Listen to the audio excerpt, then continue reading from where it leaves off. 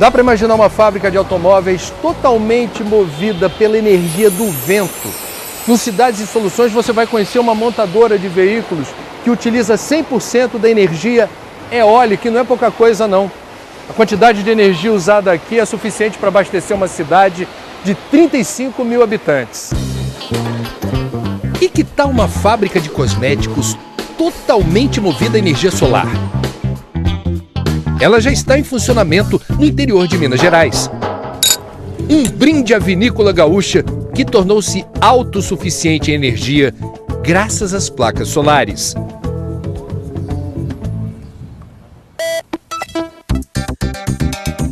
O que você vai ver agora só existe no Brasil. Esta é a usina eólica de Xangri-Lá. Fica a 120 quilômetros de Porto Alegre, no Rio Grande do Sul. São ao todo 9 aerogeradores, cada um deles com 94 metros de altura, o equivalente a um prédio de 30 andares. Olha que legal! Toda a energia que sai do sul abastece uma montadora de veículos em Sumaré, a 115 quilômetros de São Paulo. Todas as máquinas, equipamentos, todos os robôs, todas as luminárias, tudo que demanda energia elétrica para funcionar nessa montadora de veículos em Sumaré, São Paulo, tem origem naqueles parques eólicos de Xangri-Lá, no Rio Grande do Sul. E não é pouca coisa não, hein? Graças à força do vento, é possível produzir aqui 560 veículos por dia. É energia suficiente para abastecer uma cidade de 35 mil habitantes. Mas e se não ventar o suficiente? Será que a montadora já ficou na mão? Apesar de nós termos inaugurado no novembro de 2014 e nós temos um pouco mais de um ano e meio de operação, o ano de 2015 mostrou perfeitamente que o nosso projeto, com todos os nossos cálculos, estavam corretos.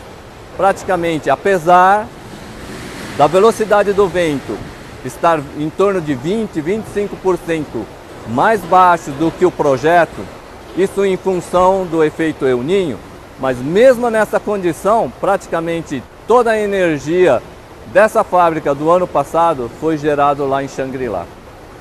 Houve mês que vocês tiveram excedente de energia? Sim, sem dúvida nenhuma. Nós disponibilizamos essa energia para o mercado. Venderam? Vendemos. Acabou dando certo até do ponto de vista econômico? É, um pouquinho, apesar de que isso não é o escopo nosso. Toda a energia produzida em Xangri-Lá é despachada para a distribuidora local de energia e gera um crédito.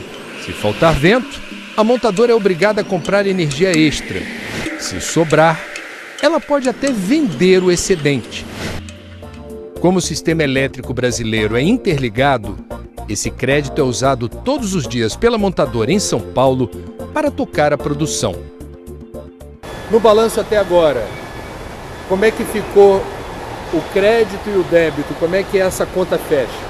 Apesar do vento ser um pouquinho mais fraco do que o nosso projeto, como eu mencionei, em função do efeito El Niño, mesmo assim eu estou um pouquinho positivo em relação ao consumo.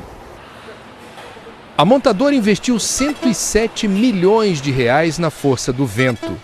A estimativa é ter o retorno do investimento em pouco mais de 7 anos. Foi uma boa surpresa. Muito, eu estou super contente, não somente por estar abastecendo essa fábrica em toda a necessidade de energia através do nosso parque, mas pelo fato do nosso projeto, os cálculos que nós fizemos, todo o planejamento que nós fizemos estavam corretos. Isso me deixou muito satisfeito e eu sinto bastante orgulho de ver esses carros saindo aqui através do consumo de energia eólica. O interessante é que a fábrica do Brasil surpreendeu a multinacional japonesa. A orientação é que todas as unidades espalhadas pelo mundo reduzam em 30% as emissões de gases estufa até 2020. Por aqui a solução encontrada foi o vento, e deu certo. Graças ao Parque Eólico de Xangri-Lá, será possível reduzir 2.200 toneladas de CO2 por ano. Pelo visto, os nossos japoneses são mesmo melhores que os outros.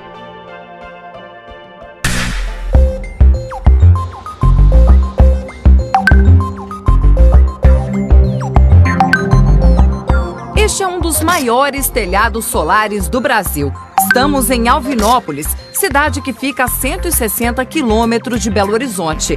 As placas foram instaladas em parte dos 45 mil metros quadrados de área construída desta fábrica de cosméticos. Numa região que tem sol e calor praticamente o ano todo, o dono da indústria resolveu investir nessa fonte de energia limpa e renovável para se livrar do pesadelo dos apagões. Em 2014 teve aquela probabilidade de falta de energia e a gente começou então a pensar forte em produzir a própria energia e por que não, né, produzir uma energia limpa. Então foi aí que a gente resolveu partir para o sistema fotovoltaico, porque caso houvesse um racionamento da concessionária para o racionamento de energia, a gente teria garantia daquilo que pelo menos daquela que a gente vai produzir. O empresário embarcou na ideia, fez contas, botou tudo na ponta do lápis. O consumo médio mensal da fábrica é de 67 mil quilowatts. Para suprir essa demanda, foram instalados 2.159 módulos fotovoltaicos, cada um com capacidade de gerar 265 watts por hora. Portanto, ao todo, 68.640 quilowatts por mês. Essa quantidade daria, por exemplo, para abastecer 500 casas. O investimento não foi barato, não. 3 milhões de reais para tornar a indústria autossuficiente em energia elétrica. É a maior usina para abastecimento próprio desse tipo no país, segundo a Agência Nacional de Energia Elétrica.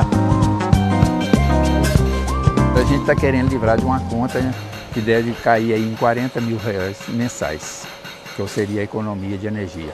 A gente acredita que no máximo em 10 anos ele vai ser pago, sabe? Então se pagar em 10 anos já está ótimo, porque o benefício que isso vai trazer de trabalhar com energia limpa já é um grande ganho para uma empresa.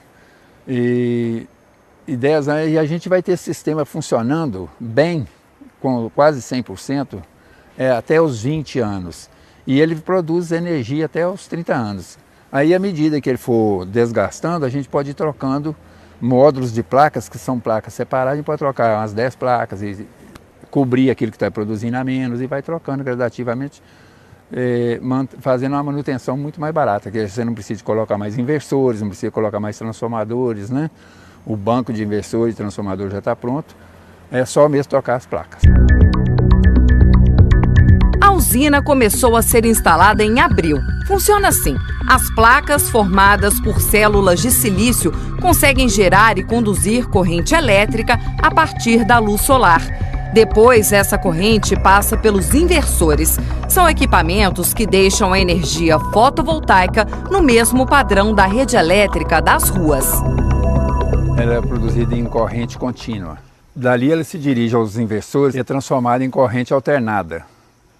Essa corrente alternada passa por um medidor bidirecional que mede o que estamos produzindo e o que estamos mandando ou recebendo da distribuidora. É um sistema inteligente que, quando estamos produzindo, ela abastece o nosso consumo e a sobra vai para a CEMIG. Se estiver produzindo menos que estamos consumindo, vem da CEMIG para a gente, e aí é debitado. Ou é creditado ou debitado. O que a gente produz a mais durante o dia e vai se somando durante o mês, ela é creditada para o mês subsequente, e esse crédito pode ficar até 3 anos para que a gente possa consumi-lo. O empresário queria instalar sistemas móveis que acompanhassem a posição do sol, mas eles são muito caros. Aí o Lindouro resolveu produzir aqui mesmo estes suportes para fazer as placas girarem.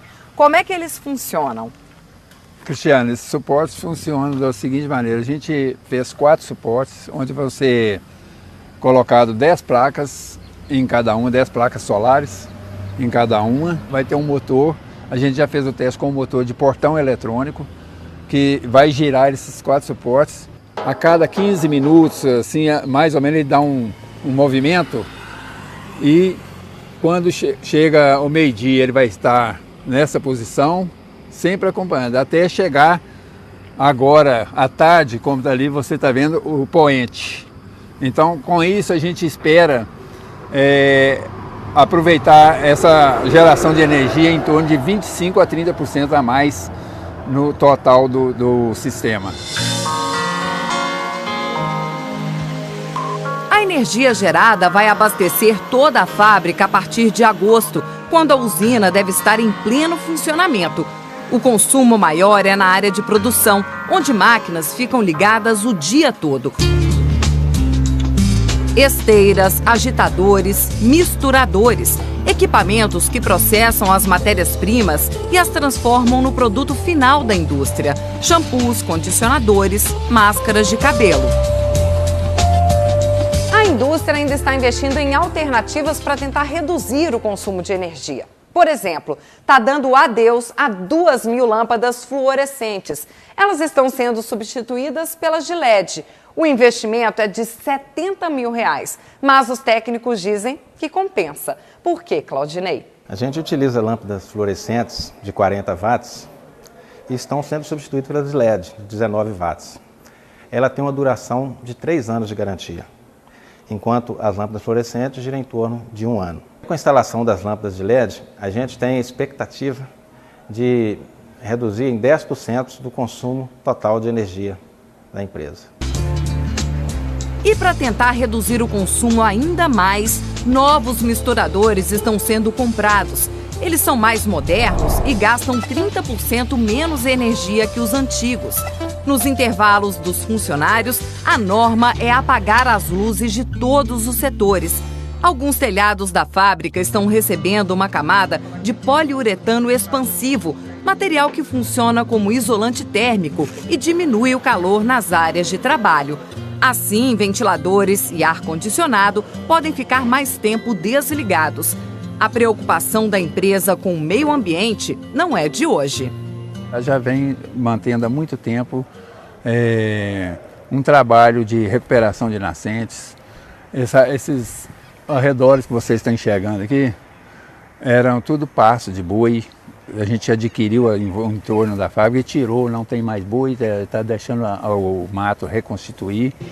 Nós fizemos aqui 11 lagoas, onde que a gente evita que dê enxurradas grandes, enchentes, contém a água de chuva e ela vai vazando aos poucos. E com isso essa zona da lagoa mantém o nosso lençol freático, que abastece o nosso poço artesiano.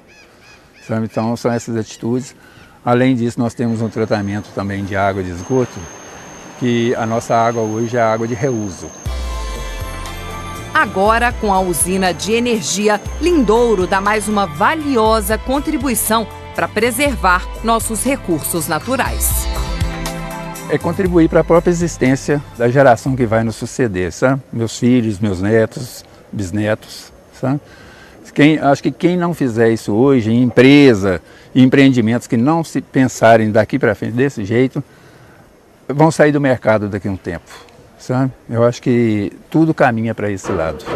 A gente já, querendo ou não, a gente já traz impacto para o meio ambiente. Só de existir a gente já traz impacto no meio ambiente. Então eu acho que a obrigação da gente, querendo ver que esse mundo pode ter jeito, é a gente contribuir.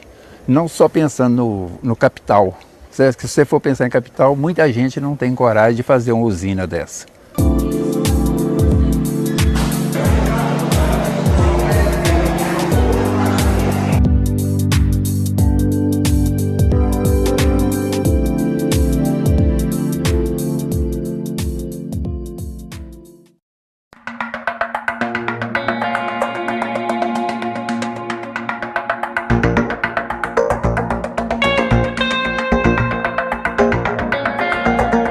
Bem aqui, neste canto do Rio Grande, A 456 quilômetros de Porto Alegre, o sol esquenta o dia em contraste com as noites geladas. Essa amplitude térmica, aliada a uma condição de solo muito particular, tem proporcionado uma produção toda especial de vinhos finos. Os parreirais e as cantinas se espalharam pela região. Chegamos em Dom Pedrito, na região da Campanha do Rio Grande do Sul. A fazenda que nós vamos conhecer agora lida com pecuária, agricultura e a produção de vinhos finos. A vinícola é autossuficiente em produção de energia elétrica. Os estudos aqui revelam que a radiação solar é maior do que a mais ensolarada região da Alemanha, por exemplo, onde o uso da energia fotovoltaica é bastante difundido. E o sol, que dá cor e sabor às uvas viníferas da fazenda, agora também abastece de energia a indústria responsável pela transformação da fruta em vinho. Desde 2011, estamos perseguindo a geração de energia limpa e geração própria, energia própria. Tentamos inicialmente pesquisar o vento aqui no local e a conclusão foi que o vento é médio e que precisaríamos de um investimento muito grande, um investimento que em 20 anos não se pagaria em termos de geração de energia e economia de dinheiro. Aí partimos para um estudo, um plano piloto com 18 painéis solares. As informações que nós tiramos desse estudo de 2 anos e meio resulta num projeto de 600 painéis, a um custo total de R$1,5 milhão de reais. E esperamos um retorno, está projetado, sem subir a energia, de 8 anos. Para se ter uma ideia do que a vinícola consome de energia, fizemos um cálculo. Nos meses de pico, são necessários 20.000 quilowatts mês para manter tudo funcionando. Comparando com o consumo de energia de uma família de 4 pessoas, um gasto médio mensal de 300 quilowatts seria como abastecer 60 casas por 30 dias. Esta é a capacidade média do parque solar instalado aqui e que ainda tem outra função. Parte dele serve de estacionamento para os turistas. E o melhor de tudo é que desde 2012 o microprodutor independente de energia não precisa mais armazenar esta produção graças à Resolução Normativa 482 da Agência Nacional de Energia Elétrica, a ANEEL. Toda a energia que gera, ela é injetada diretamente na unidade, na vinícola, né? E o excedente dessa energia é injetado na rede da concessionária, a título de empréstimo, né, que gera créditos para serem utilizados em outros períodos, né, de maior pico, ou à noite, por exemplo, nós não temos geração de eletricidade solar, então à noite ele recebe a energia que ele injetou.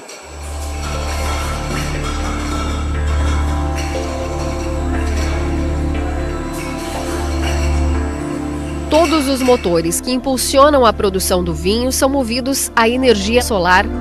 Quando a uva chega na vinícola, os grãos são separados do cacho e seguem por uma esteira até os tanques de esmagamento e fermentação. Aqui o frio precisa ser constante e o setor que mais gasta energia na vinícola é o controle da temperatura.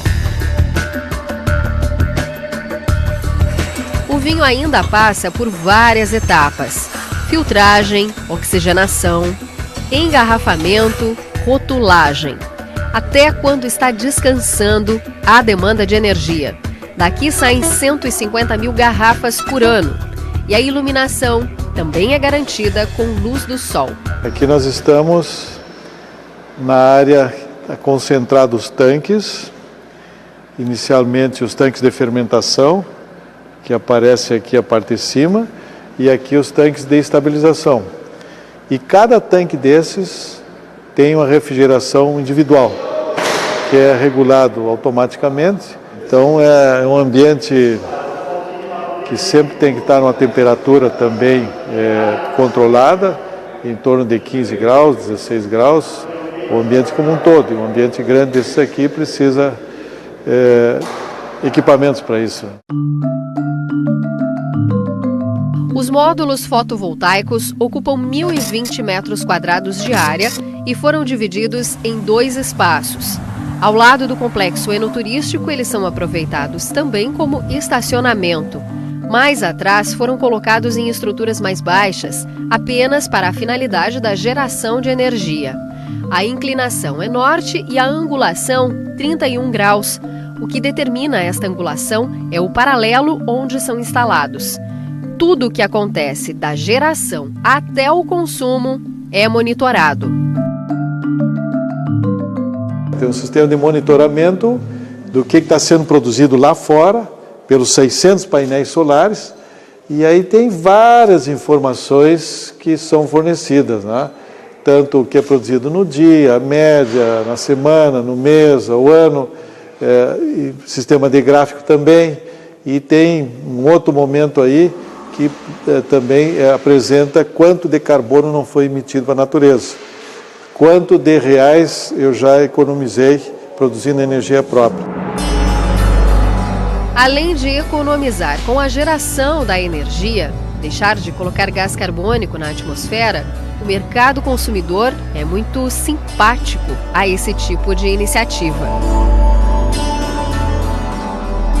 Então essa é uma tendência que a gente sente, eu sinto sempre no corpo a corpo com os clientes, com os revendedores de vinhos, também os proprietários de lojas e restaurantes, essa preocupação da gente manter o nosso planeta preservado, da gente diminuir o máximo de emissão de gases no planeta e de utilizarmos de técnicas de sustentabilidade, não só aqui na indústria, como no vinhedo também, como a gente emprega. A maior maravilha, quando eu cheguei e olhei, eu disse, puxa vida, temos uma energia solar bastante intensa. Depois, olhando como funciona aqui, é necessária porque é uma energia limpa, não polui absolutamente nada e de graça, em tese, né? Porque é o sol que nos dá essa energia. Fantástico, fantástico. Além da gente perceber a economia da própria empresa nisso, a gente vê a evolução da gente realmente preservar o nosso ecossistema como um todo, né? Porque no fundo a gente está preservando todo o ecossistema. Eu fiquei muito encantada porque, olha, no Rio Grande do Sul nós temos um sistema desses, eu acho que não tem coisa melhor.